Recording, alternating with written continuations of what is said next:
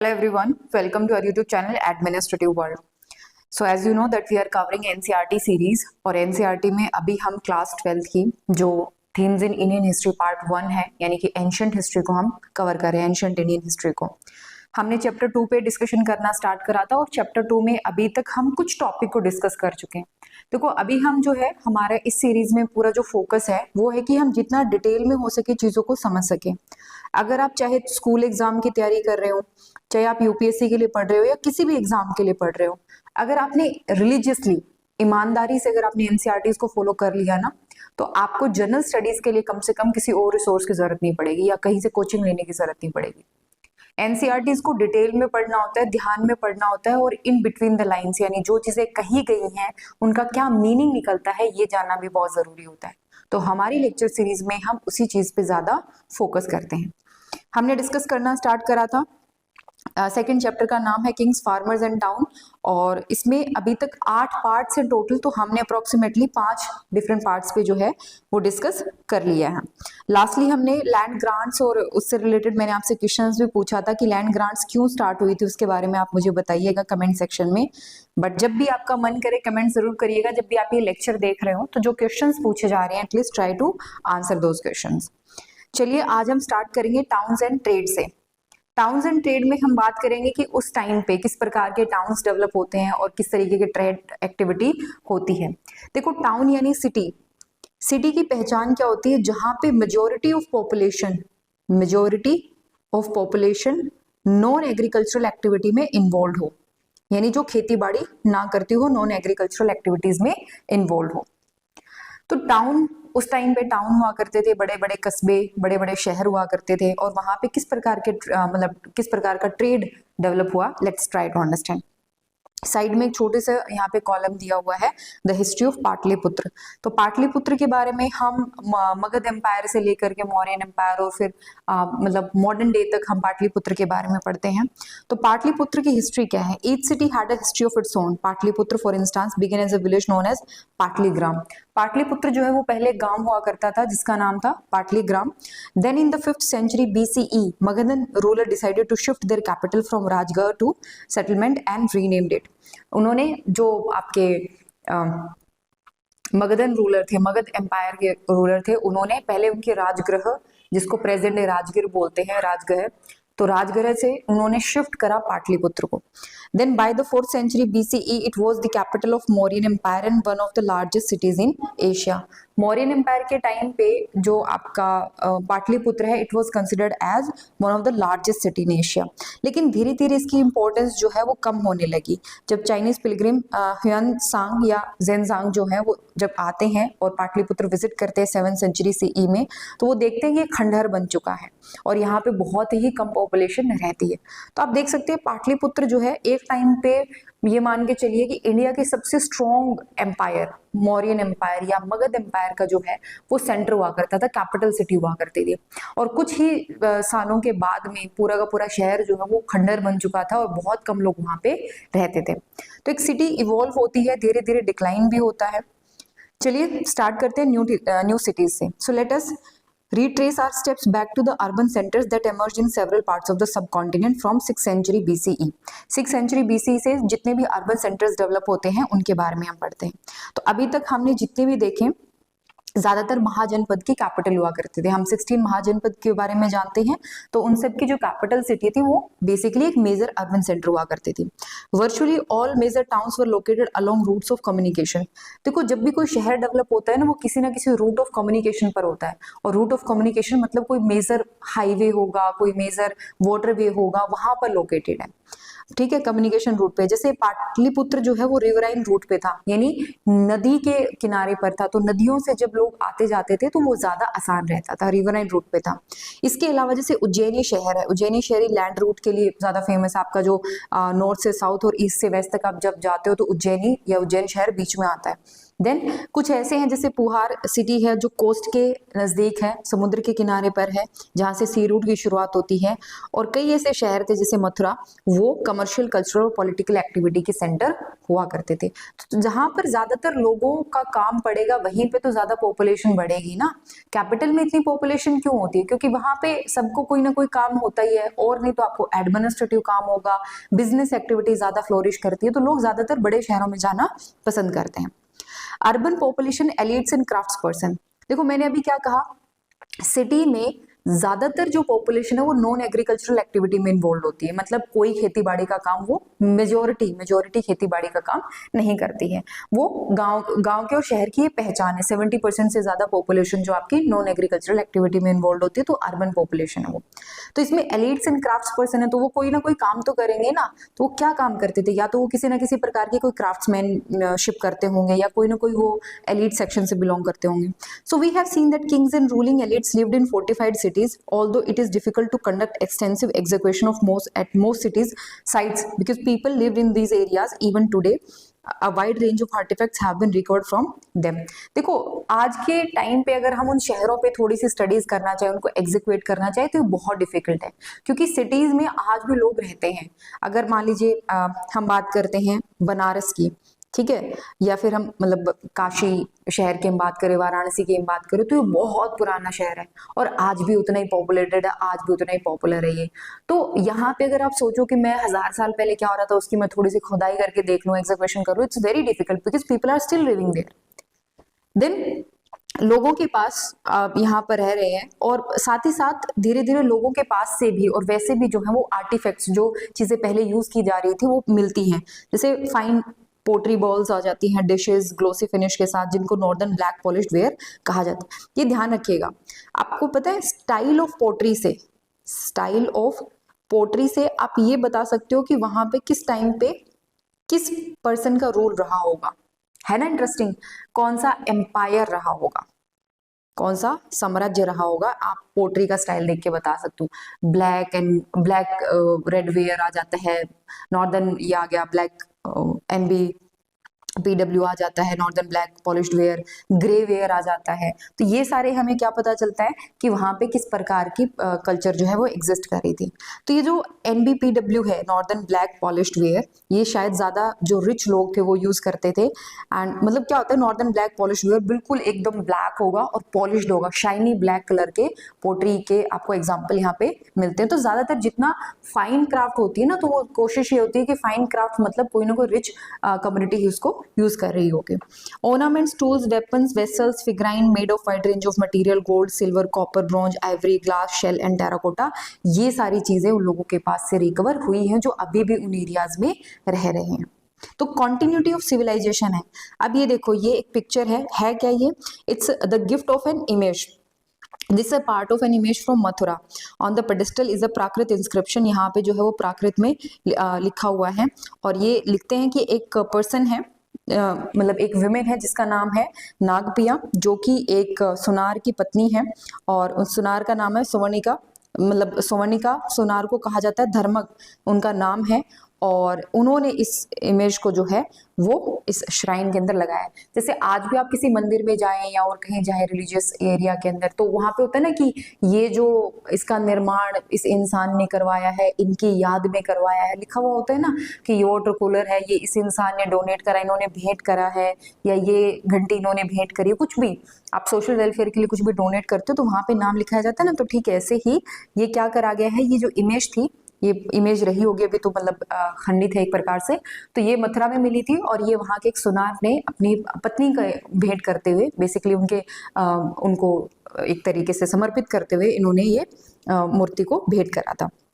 ठीक है, ये प्राकृत के अंदर ये इंस्क्रिप्शन लिखी हुई है। तो इससे हमें क्या पता चलता है कि हाँ, वहां पे अच्छी खासी कल्चर जो है एग्जिस्ट कर रही थी। अब ये देखो, ये कुछ इंपॉर्टेंट किंगडम्स एंड टाउन्स है, तो नाम ध्यान रखिएगा, क्योंकि जब बार बार हम हिस्ट्री में रेफरेंस यूज करेंगे ना तो आपके बहुत काम आएगी। तो तक्षशिला का आता है, तक्षशिला यूनिवर्सिटी का भी जिक्र आता है। कहाँ पर है तो आप देख सकते हो, बिल्कुल ये जो प्रेजेंट डे अफगानिस्तान पाकिस्तान वाला जो बॉर्डर एरिया है वहां पर ये एग्जिस्ट करती है।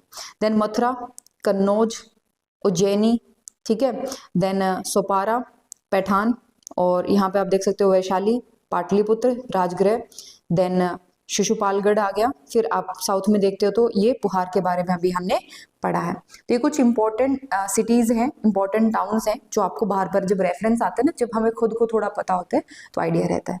अच्छा, आप में से आई होप ऐसा कोई ना हो जिसको इंडिया का मैप नहीं पता हो, फिर पढ़ लेना भी, थोड़ा मैप पे आप काम करोगे ना तो हिस्ट्री और ज्योग्राफी दोनों समझना बहुत आसान हो जाएगी।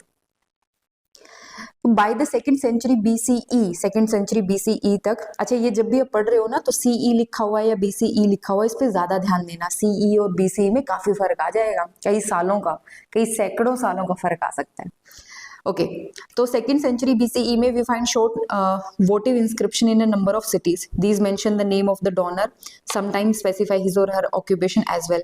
They tell us about people who lived in town: washing folks, weavers, scribes, carpenter, potter, goldsmith, blacksmith, official, religious, teachers, merchants and kings. हमें क्या मिलते हैं, कुछ और ऐसे inscriptions मिलती हैं जहां पर उस शहर में रहने वाले लोगों के बारे में हमें पता चलता है। जैसे कुछ जगह पे श्रेणीज या guilds, organisation of craft producer and merchants are mentioned in the well. अब ये देखो, ये क्वेश्चन है ना यूपीएससी प्रीलिम्स में आया हुआ है, श्रेणी किसको कहा जाता है? तो जो क्राफ्ट्समैन होते हैं उनकी गिल्ड होती है, उनका एक जो कम्युनिटी होती है, उनके आपस में जो संगठन होता है उसको श्रेणी बोला जाता है। जैसे जितने भी गोल्ड स्मिथ हैं उन सबका एक क्या होगा, एक ऑर्गेनाइजेशन होगा, उसको श्रेणी बोला जाता है। तो ये क्या करते हैं, ये अपने जो ट्रेड है, अपना जो व्यापार है, उससे संबंधित रूल्स एंड रेगुलेशंस बनाते हैं। तो ये रॉ मटेरियल को प्रोक्योर करने में, regulated production, marketed the finished product, इन सब में श्रेणी का बहुत इंपॉर्टेंट रोल हुआ करता था। ये साइड में नोट डाउन कर लेना, श्रेणी जो है वो एक इंपॉर्टेंट एस्पेक्ट है जो आपको पता होना चाहिए। Next, it's likely that craftsperson used a range of iron tools to meet the growing demand of urban elite. आपको पता है आयरन जो है वो हड़प्पन सिविलाइजेशन में नहीं था, उसके बाद में धीरे धीरे आयरन के बारे में पता चलता है। और महाजनपद, जनपद के बाद में महाजनपद फेज में भी जब मगध एम्पायर बिल्ड होता है तो उस दौरान जो है आयरन का अच्छा खासा यूज किया गया था। आयरन के यूज से क्या होता है, तो आयरन एक आप देखते हो बहुत ही रिलायबल और बहुत अच्छा मटेरियल माना जाता है। तो कोई भी मशीनें आपको बनानी है, कोई भी वेपन आपको बनाना है, या कोई मशीनरी के लिए, एग्रीकल्चरल टूल्स के लिए भी आयरन का यूज किया जाता है। तो ये एक बहुत अच्छा इम्प्लीमेंट साबित होता है। अच्छा, ये वोटिव इंस्क्रिप्शन क्या है, ये लिखा है ना वोटिव इंस्क्रिप्शन, तो ध्यान रखना, votive inscription record gift made to the religious institution. मैंने बताया ना, आप किसी रिलीजियस इंस्टीट्यूशन में जाओ तो वहां पे अगर किसी ने वाटर कूलर भेंट कर रखा है, किसी ने कोई घंटी भेंट कर रखी है, किसी ने कोई बैठने की चेयर डोनेट कर रखी है, किसी ने कुछ और डोनेट करा, तो वो मेंशन करते हैं कि ये जो है ये उनकी याद में इस फला इंसान ने ये यहाँ पे दान में दिया है। ठीक है जी, तो ये चीजें आपको पता होनी चाहिए, वोटिव इंस्क्रिप्शन। नेक्स्ट आता है trade in the subcontinent and beyond. Bharat में आप ट्रेड कर रहे थे या इससे बाहर भी आप ट्रेड कर रहे थे। 6th सेंचुरी बीसीई से land and river route crisscross the subcontinent and extended in various direction. मतलब बहुत अच्छा ट्रेड हो रहा था, रूट्स जो है वो क्रिस क्रॉस, यानी यहाँ से इस तरीके से अलग अलग रूट्स जो हैं वो जा रहे थे और अलग अलग डायरेक्शन में, जैसे सेंट्रल एशिया और उससे भी आगे, from ports that dotted the coast line extending across the Arabian sea to east. हर जगह आप north Africa, east Asia, west Asia, central Asia, हर तरफ आप व्यापार कर रहे हो। एंड बे ऑफ बंगाल से आप साउथ ईस्ट एशिया और चाइना तक भी आपका व्यापार फैला हुआ है। Rulers only often attempted to control these routes possibly by offering protection for a price. जैसे ना हम जब पढ़ते हैं तो यहाँ पे अगर आप करंट अफेयर वगैरह देखते हो तो एक सिल्क रूट का जिक्र आता है। सिल्क रूट क्या होता था ना, चाइना से चलता था, ये पूरे चाइना से होता हुआ फिर आपका यूरोप और अफ्रीका और इन एरियाज में था। सिल्क रूट में ये माना जाता था कि यहाँ से सिल्क का ट्रेड होता था, तो ये बहुत रिच एरिया माना जाता था। ये रूट भी अपने आप में बहुत इंपॉर्टेंट था, हिस्टोरिकल है। चाइना भी इसको रीबिल्ड करने की कोशिश कर रहा है बेल्ट एंड रोड इनिशिएटिव के तहत। और सिल्क रूट का ही एक ब्रांच जो है वो हमारे जो नॉर्थ वाला एरिया ना, कश्मीर पाकिस्तान ये जो वाला रीजन है, यहाँ से निकलता था। तो हमारे यहाँ रूलर हुए हैं एक, जिनको हम कुषाण रूलर बोलते हैं। अब कुषाण रूलर्स ने इस एरिया पे कंट्रोल करा था कुछ टाइम के लिए, और ये इतने रिच हो गए थे कि सबसे प्योर गोल्ड के सिक्के अगर किन्हीं ने चलाए हैं तो वो कुषाण रूलर्स ने मतलब गोल्ड के सिक्के इशू करे हैं। कनिष्क के बारे में हम आगे पढ़ेंगे हिस्ट्री में। तो जिन लोगों ने ट्रेड रूट को कंट्रोल करा ना, उन लोगों ने फिर बहुत वो करा, हिस्ट्री में अपना नाम कमाया, खूब पैसा कमाया, ट्रेड रूट को कंट्रोल करा। लेकिन कभी भी ये नहीं था कि ट्रेड रूट को कंट्रोल करने का मकसद ट्रेड को बर्बाद करना नहीं था। ट्रेड रूट को कंट्रोल करने का मकसद खुद का बेनिफिट था कि हमें भी उससे कुछ फायदा मिले। तो ज्यादातर जो लोग इन ट्रेड रूट से सफर करते थे वो पैडलर्स होते थे, पैदल यात्री होते थे, who probably travelled on foot, and merchant who travelled with caravan of bullock carts with pack animals. तो होता है ना, अगर आपने पुरानी मूवीज वगैरह या फिर कहानियों में सुनी होगी कि व्यापारी जो है वो एक साथ जाते थे, कारवां होता था पूरा, कई कई व्यापारी मिलके जाते थे, क्योंकि रास्ते में चोरी चकारी लुटेरों का बहुत भय होता था। और वहां पे जो राजा था या वहां पे आसपास जो गांव था, उनकी जिम्मेदारी थी कि वो इन पैदल यात्रियों की, इन व्यापारियों की रक्षा करें। Also there were sea fare, मतलब ऐसे समुद्र यात्री भी थे, लेकिन इंडिया में सी फेयर को उतनी ज्यादा एडवांटेज जो है वो नहीं मिली। उसका रीजन हम आगे बात भी करेंगे। हमारे यहाँ जैसे अगर आप मॉडर्न हिस्ट्री पढ़ोगे ना, तो एक टाइम ऐसा आता है जब ये कहा गया कि समुद्र को लांघना मतलब अपनी जात को लांघना, अपने कास्ट से बाहर होना। तो जो लोग भी जैसे अंग्रेज जब आए थे तो ब्रिटिशर्स के टाइम जब उन्होंने आर्मी वगैरह ज्वाइन करी तो उनको अलग अलग एक्सपीडिशन के लिए बाहर जाना पड़ता था, और वो लोग जब आते थे अपने गांव वगैरह में तो उनको एक्सेप्ट नहीं किया जाता था। उनका ये मानना था कि समुद्र यानी पानी को लांघ करके, पानी को क्रॉस करके अगर आप चले गए तो अब आपका धर्म जो है भ्रष्ट हो चुका है। हालांकि ये एक विकृति है जो बाद में डेवलप हुई है। हम ये क्लेम नहीं कर सकते कि 6th सेंचुरी BCE में भी ऐसा होता होगा, लेकिन सी फेयर की कम स्टोरीज हमें देखने को मिलती हैं। सी फेयरर्स जो रिस्की वेंचर्स होते थे बट बहुत ही प्रॉफिटेबल होते थे। सक्सेसफुल मर्चेंट्स जिनको मसत्तवन कहा जाता है तमिल में, और सेठीज या सतवाहा प्राकृत में कहा जाता है। जैसे हम कहते हैं ना सेठ है ये, तो ये जो वर्ड है प्राकृत सेठी से आया है। Then they have become enormously rich, बहुत रिच हुए। A wide range of goods were carried from one place to another: salt, grain, cloth, metals, finished products, stone, timber, medicinal plant और spices। ये चीजें जो है ट्रेड के through यहाँ से वहां भेजी जाती थी। देन स्पाइसेस रोमन एम्पायर, कहाँ पर? यूरोप में, ये बहुत फेमस था। और आपको याद होगा कि जब ज्यादातर यूरोपियंस इंडिया में आते हैं तो वो भी स्पाइसेस के लिए आते हैं, मेनली स्पाइसेस के लिए आते हैं। इसके अलावा स्पाइसेस के अलावा टेक्सटाइल, इंडिया का टेक्सटाइल जो कपड़ा है वो बहुत फेमस था। मेडिसिनल प्लांट, इन सबको ट्रांसपोर्ट किया जाता था कहाँ से? अरेबियन सी से होते हुए मेडिटेरेनियन सी और फिर आगे यूरोप तक इनको भेजा जाता था। तो ये था ट्रेड का सीन। जैसे यहाँ पे एक ग्रीक सेलर हैं, उन्होंने एक स्टोरी बोल सकते हो आप, वहां से कुछ एक सीन निकाला हमने, एक्सर्प्ट है पेरिप्लस इथेरियन सी का, composed by anonymous Greek sailor. तो वो कहते हैं they means the trader from abroad send large ship to these market town on account of great quantity and bulk of pepper and malabathrum. Malabathrum हो सकता है cinnamon को कहा गया हो, और उन रीजन में ये चीजें प्रोड्यूस होती थी। उसके बाद में there are imported here in the first place a great quantity of coin, topaz, antimony, coral, crude. मतलब ये जो पूरा इंस्क्रिप्शन है ना, ये पूरा जो डिटेल दी गई है, ये आपको बताता है कि कितना अच्छा ट्रेड हुआ करता था, कौन कौन सी चीजें हम बेचते थे और कौन कौन सी चीजें हम वहां से उठा करके लाते थे। देन अब जैसे ये एक रेफरेंस है, archaeological evidence of bead making industry using precious and semi precious stone has been found in Kodumanal, Tamil Nadu के अंदर। बीड मेकिंग, बीड मन के बनाने की इंडस्ट्री जो है वो पूरी डेवलप हुई है। तो हो सकता है कि जो स्टोन्स सेमी प्रीशियस और प्रीशियस स्टोन है, ये पेरिप्लस की स्टोरी में जहां पर ये मेंशन है, हो सकता है वहां से लेकर के आते हो, क्योंकि स्टोरी भी काफी हद तक मैच कर रही है। तो कई बार क्या होता है ना, हिस्ट्री को रिकाउंट करने के लिए, हिस्ट्री को रिकंस्ट्रक्ट करने के लिए हम दो तरीके के सोर्सेज का सहारा लेते हैं। एक तो लिटरेरी सोर्स का, यानी किताबों में कुछ लिखा गया है, और फिर हम आर्कियोलॉजी से उस चीज को प्रूव करने की कोशिश करते हैं। तो आर्कियोलॉजिकल एविडेंस हमें कोडुमन्नाल में मिलते हैं, और लिटरेरी सोर्स से हम ये अंदाजा लगा सकते हैं कि शायद ये ग्रीक सेलर ने जो स्टोरी लिखी है उससे रिलेटेड ये कुछ रहा होगा। ये इन दोनों बातों को कुछ ना कुछ कॉमन रहा होगा। नेक्स्ट आता है कॉइन्स एंड किंग्स का। तो कुछ हद तक exchange were facilitated by the introduction of coinage. Punch marked coins जो है सिल्वर और कॉपर बनाए जाते थे। पंच मार्क्ड क्या होता है ना, जैसे मेटल लिया और पंचिंग कर दी, पंचिंग समझते हो, उस चीज का निशान छोड़ दिया। तो 6th सेंचुरी BCE ऑनवर्ड्स जो है वो पंच मार्क्ड कॉइन, सिल्वर और कॉपर के बने हुए कॉइन्स काफी फेमस हुए, और ये सबसे पहले बनाए गए थे। मगर अगर आप मान लीजिए कॉइनेज हिस्ट्री ट्रेस करते हो, न्यूमिस्टिमेटिक बोलते हैं जो कॉइन्स की स्टडी करते हैं, अगर आप ये हिस्ट्री ट्रेस करते हो ना, तो ये सबसे पहले पंच मार्क्ड कॉइन्स जो हैं वो चले थे, और धीरे धीरे कॉइन रिफाइन होते गए। सिक्के बहुत ही शुद्ध, बहुत रिफाइन, उनके डिजाइन में भी जो मेटल यूज हो रहा है उसमें भी काफी रिफाइन होते चले गए। सो न्यूमिस्टिमेटिस्ट होते हैं जो कि कॉइन्स की स्टडी करते हैं। कॉइन्स भी एक बहुत इंपॉर्टेंट आर्कियोलॉजिकल एविडेंस माना जाता है हिस्ट्री को स्टडी करने क्योंकि कॉइन्स के ऊपर डिजाइन होते हैं और डिजाइन से हमें ये आइडिया मिलता है कि किस बंदे ने इसको इशू करा होगा, किस एम्पायर का होगा ये, और कहाँ पर ये मिलते हैं, वहां से हमें आइडिया होता है कि शायद इनका ट्रेड का कुछ रिलेशन रहा होगा।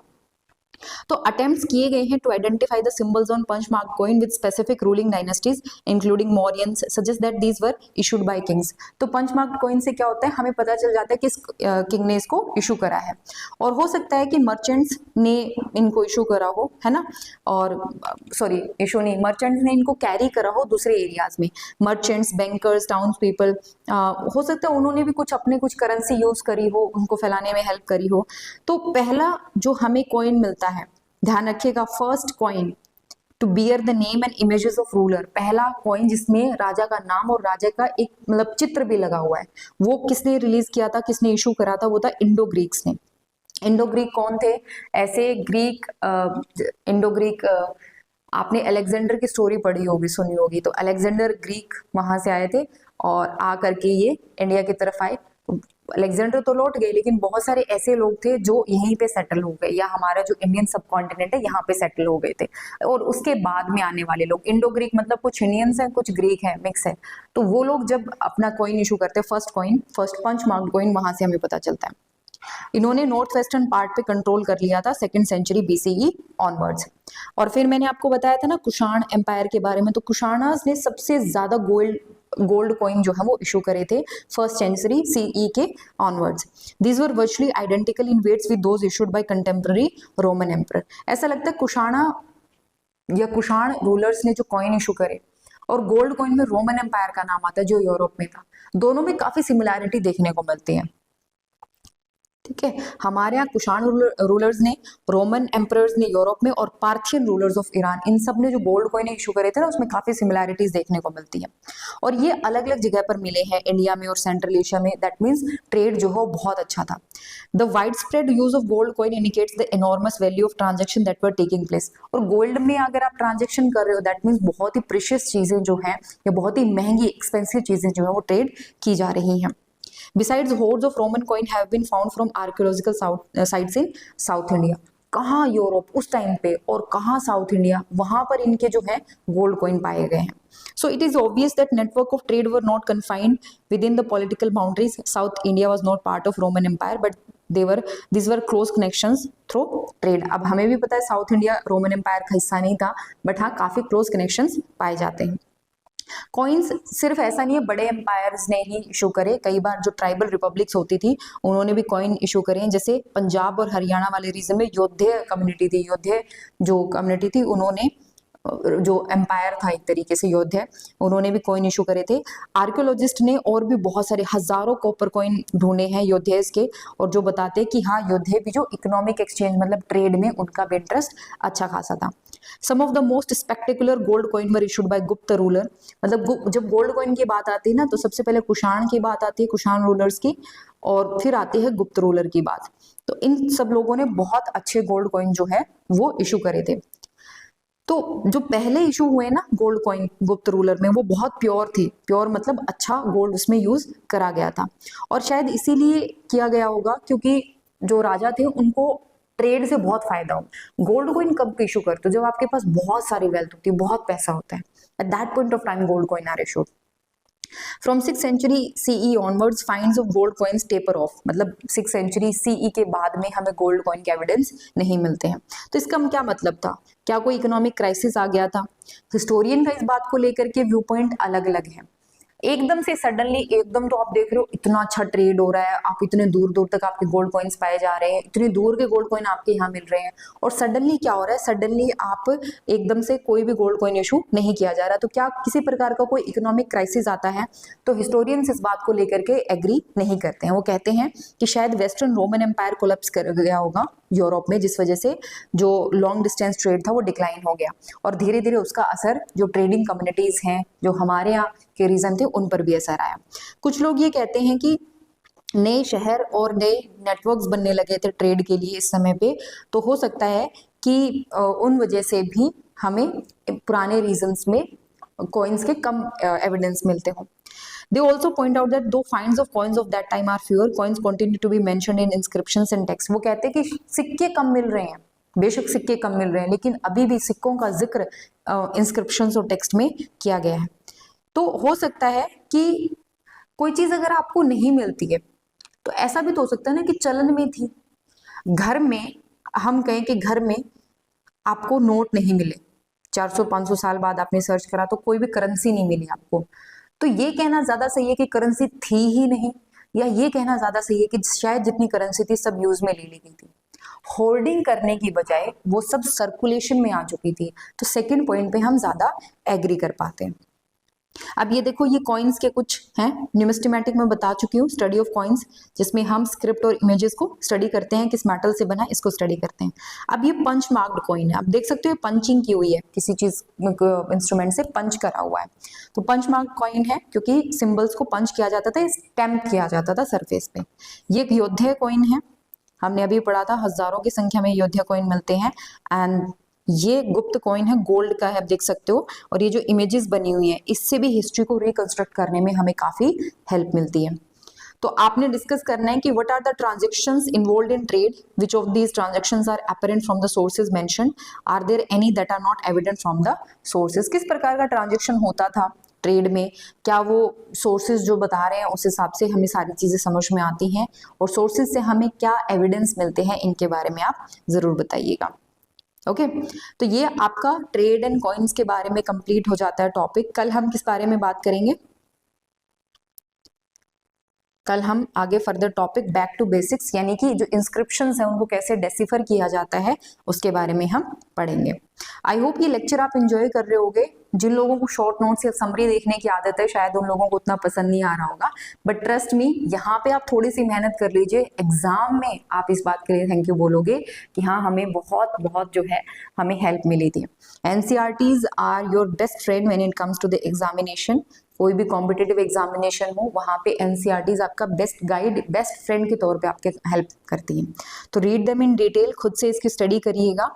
और अगर आप हमारे पब्लिक एडमिनिस्ट्रेशन या PSIR के कोर्सेज में एनरोल करना चाहते हैं, आप ऑप्शनल लेने का सोच रहे हैं UPSC के लिए, and you are scrolling for a good optional course for public administration and PSIR, तो हमारे पास दोनों ही ऑप्शंस अवेलेबल हैं। आप हमें कांटेक्ट कर सकते हैं 9896859767 पे। इसके अलावा आपको UGC NET, UPSC assistant professor, college exam, इन सब से रिलेटेड कोई भी डाउट है तो भी आप हमें इन नंबर पर कॉन्टेक्ट कर सकते हैं। हमारे डिस्क्रिप्शन बॉक्स में आपको टेलीग्राम चैनल का एक लिंक मिलेगा, उसको आप उसके थ्रू आप हमसे जुड़ सकते हैं। चलिए कल नेक्स्ट टॉपिक के साथ मिलते हैं, ख्याल रखिए अपना। मेरा नाम है मनीषा सिंह, और भी बहुत सारे लेक्चर्स आपको हमारे यूट्यूब चैनल एडमिनिस्ट्रेटिव वर्ल्ड पे मिल जाएंगे। और कोई डाउट आता है do let me know in the comment section. Thank you so much.